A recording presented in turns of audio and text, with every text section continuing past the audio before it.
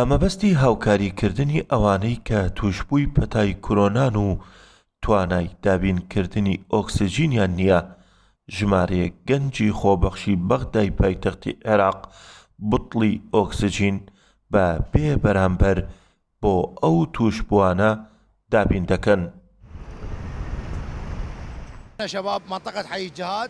ئێمە کۆمەڵێک گەنجین لە گەڕێکی جیهاد تیمێکی خۆبەخشین و لەسەر ئەرک و دارایی خۆمان لە پێناو ڕەزامەنی خودا و لەگەڵ ئەم بارودۆخە هەموارەدا خواردن و سەوزە و پێداویستیمان بۆ نزیکەی 350 خێزانی هەژاری ناوچەکەمان دابین دەکرد.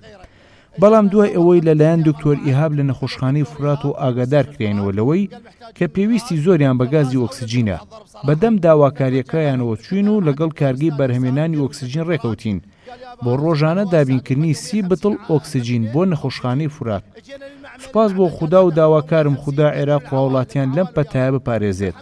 ئەم کاری ئێمە هیچ پەیوەندیەکی بە حزب و لایەنەکانەوە نییە، بەڵکو ئێمە خۆبەخشانە و بۆ ڕەزامەندی خوا ئەم کارە جێبەجێ دەکەین.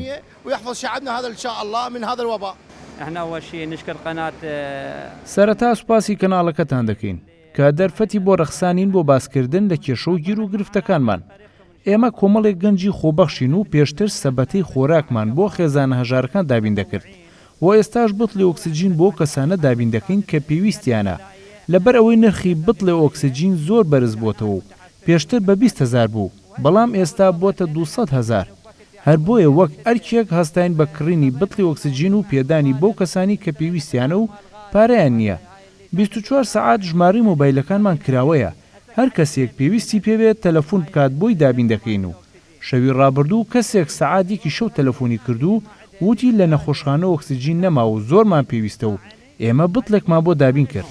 يعني بالمنطقه احنا اللي بمنطقه ابو شير واللي خارج المنطقه ئێمە تیمێکی خۆبەخشین و وەڵامی داوای مەرجەعیەتمان دایەوە بۆ هاوکاریکردنی خێزانە هەژارەکان لە ڕێی دابینکردنی سەبەتەی خۆراک بۆ زیاتر لە 350 خێزان.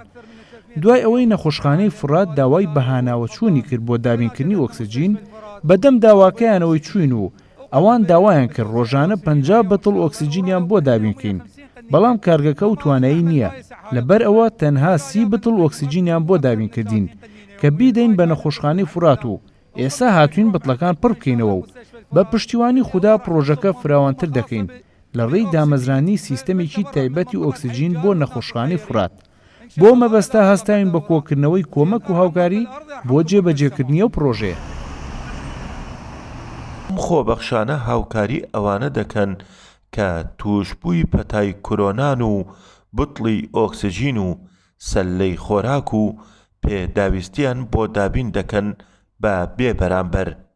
وەک خۆیان دەڵێن ئێستا کاتی هەڵوێست و بەخشینە تا ئەو کاتەی بەسەر ئەم پەتایەدا سەردەکەون. بە مۆشێخانی گەلی کوردستان، بەغداد.